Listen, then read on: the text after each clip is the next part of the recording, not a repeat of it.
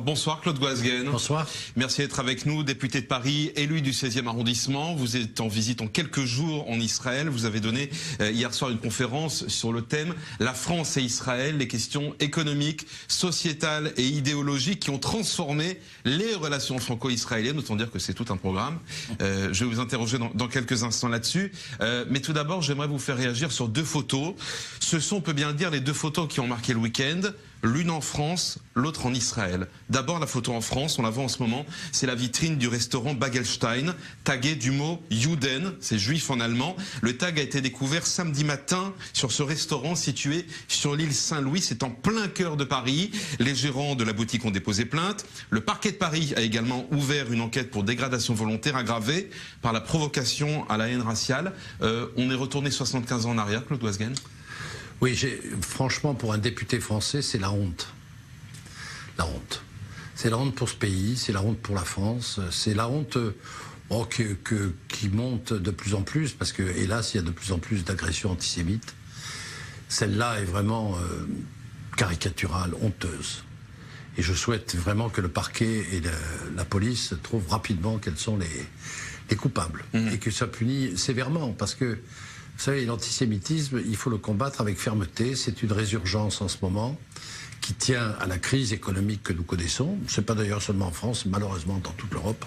C'est pas une nouveauté, mais on sent qu'il y a une parole, et là on le voit aussi, un écrit qui s'est libéré. Oui, j'ose espérer que c'est un individu qui n'est pas tout à fait de santé mentale normale qui a fait ce genre de choses. J'ose espérer que ça ne vient pas des Gilets jaunes, parce qu'on a bien vu que dans les Gilets jaunes, il y avait de temps en temps quelques propos antisémites qui sont insupportables. Mais franchement, il faut qu'il y ait une sanction exceptionnelle. Exceptionnelle.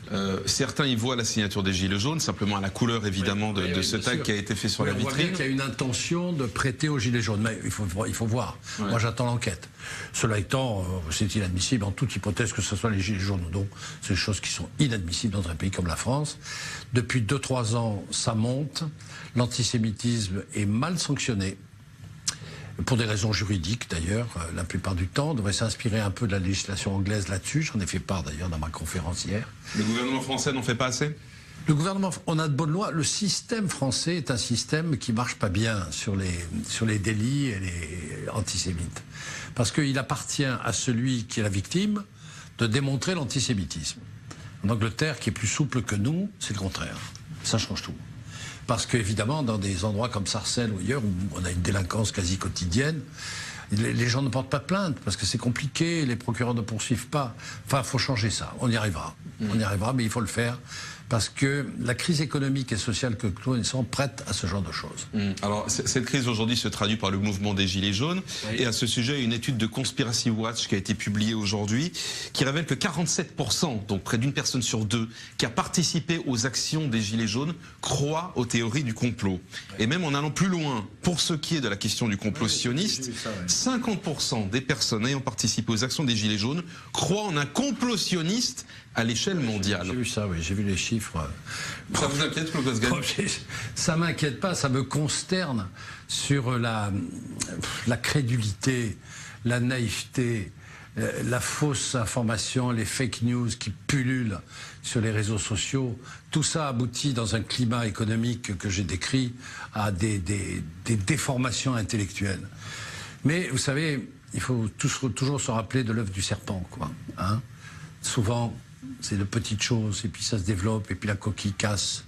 Bertolt Brecht. Oui, mais est-ce que vous faites partie de ceux qui disent, au fond, les Gilets jaunes, ce ne sont pas des antisémites, ou ce ne sont pas des antisionistes? Je n'avais pas le sentiment au départ. On est toujours un petit peu partagé entre les deux, mais là on voit que selon ces études, qui ont été faites de façon très sérieuse par des instituts reconnus, que ça concerne quand même une personne sur deux. Absolument. Au départ, c'était pas ça. Mais les Gilets jaunes sont en train de prendre une direction qui est mauvaise dans tous les sens du terme. Non seulement probablement intellectuellement, d'où le complotisme, mais encore dans cette démarche incroyable de tout casser, quoi. Oui. Ben là, on l'a vu encore ce week-end, les images de dégradation dans votre arrondissement, Claude Goasguen, le 16e arrondissement aussi, qui a été lourdement frappé. Ben oui, systématiquement, désormais, à Toulouse, à Bordeaux, dans le 16e, dans le 17e, dans le 15e. Vous avez des gens, est-ce que ce sont des gilets jaunes, est-ce que ce sont des casseurs, je ne sais pas. Mais en tout cas, il faudrait peut-être que la police mette désormais un coup terminal car cette manifestation n'était pas très nombreuse à Paris. Ça veut dire quoi? Ça veut dire qu'il faut arrêter, quoi. C'est pas possible que... On a des exemples précis dans le 15e, en particulier, il y a un article de mon collègue Goujon, dans le 15e arrondissement, qui montre que sur la manifestation à Montparnasse, tout d'un coup, un groupe se détache. Ils partent rue de Vaugirard. La police ne suit pas. Elle n'est pas au courant, elle ne sait pas. Et c'est lui qui appelle la police pour les faire venir. Mais d'ici là, évidemment, à ce moment-là, ils avaient déjà cassé un maximum. Oui, mais quand vous dites qu'il faut mettre stop au mouvement, c'est aussi l'ambition de la mairie de Paris, c'est aussi l'ambition du gouvernement. J'avais eu Anne Hidalgo à ce même plateau il y a quelques semaines, au tout début du mouvement des Gilets jaunes, et elle disait, après le premier samedi, elle disait déjà, c'est trop, il faut que ça s'arrête. Et pourtant, on est 2 mois et demi après, c'est visiblement impossible, en tout cas de façon légale, de les arrêter. Le gouvernement a eu tort, dans les 15 premiers jours, de ne pas mettre un frein à l'attaque politique qu'il y avait dans les Gilets jaunes au départ, parce qu'il n'y avait pas uniquement de la casse, il y avait quand même des dimensions politiques. La réponse n'est pas venue, elle est venue trop tard. À partir de là, une espèce d'habitude s'est prise, et il faut que la police sanctionne beaucoup plus. Alors, je sais bien qu'on a voté une loi... On interdit les rassemblements ? Ah ben, pourquoi pas? Moi, je suis désolé, mais il est plus facile d'interdire un rassemblement globalement que de faire la loi qu'on nous a fait voter, qui est une interdiction individuelle. L'interdiction individuelle n'a pas de sens. Mais en revanche, quand vous avez des atteintes comme ça à l'ordre public, il est du devoir du gouvernement de réagir. La France a les moyens juridiques de s'opposer à ce genre de débordement. Il faut le faire, car l'image pour la France est déplorable. Mais en même temps, le coût de cette affaire est absolument grave.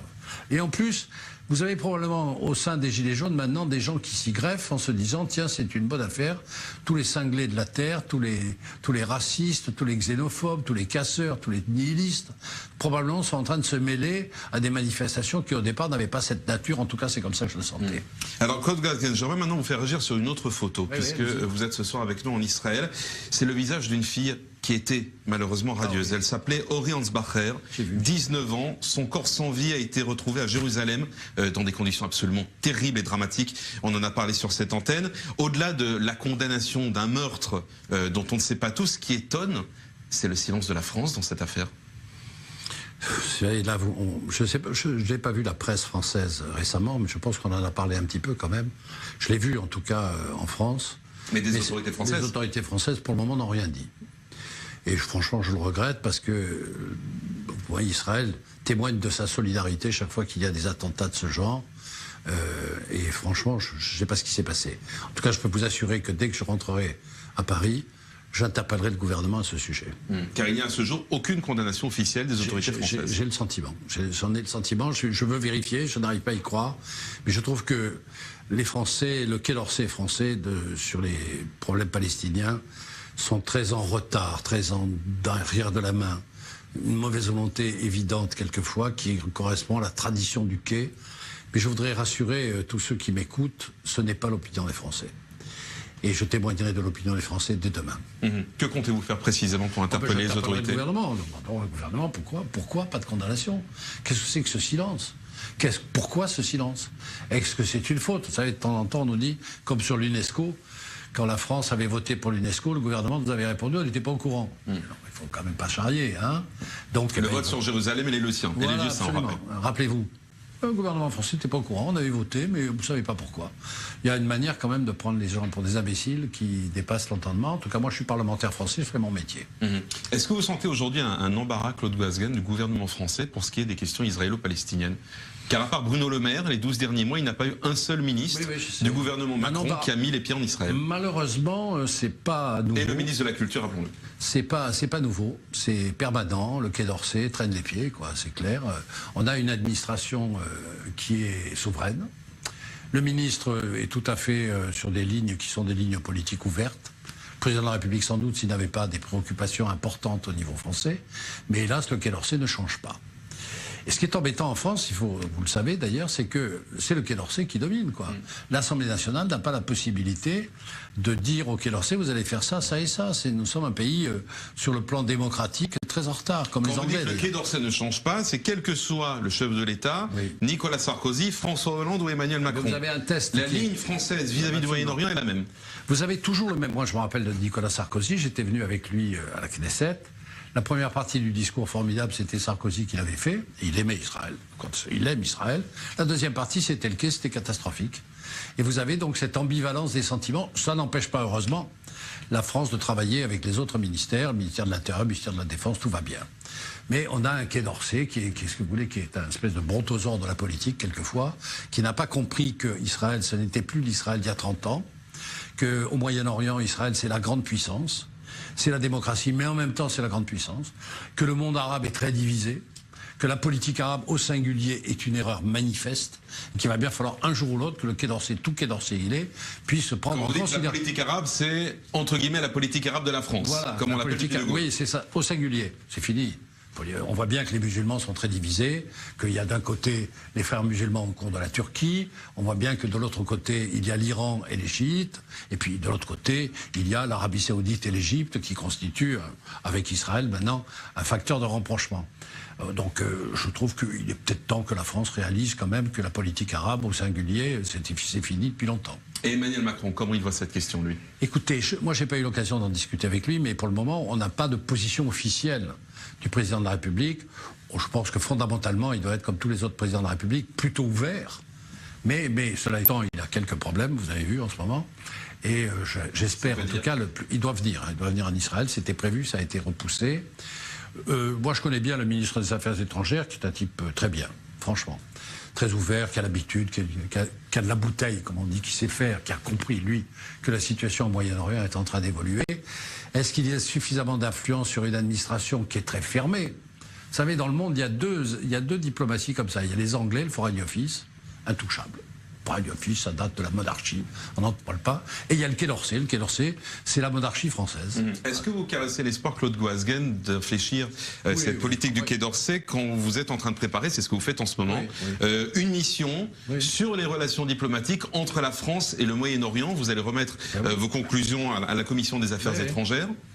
Mais écoutez, vous venez d'en avoir un aspect, je vais évoquer quand même qu'il y a un changement de situation depuis la guerre de Kippour qui devrait être pris en considération.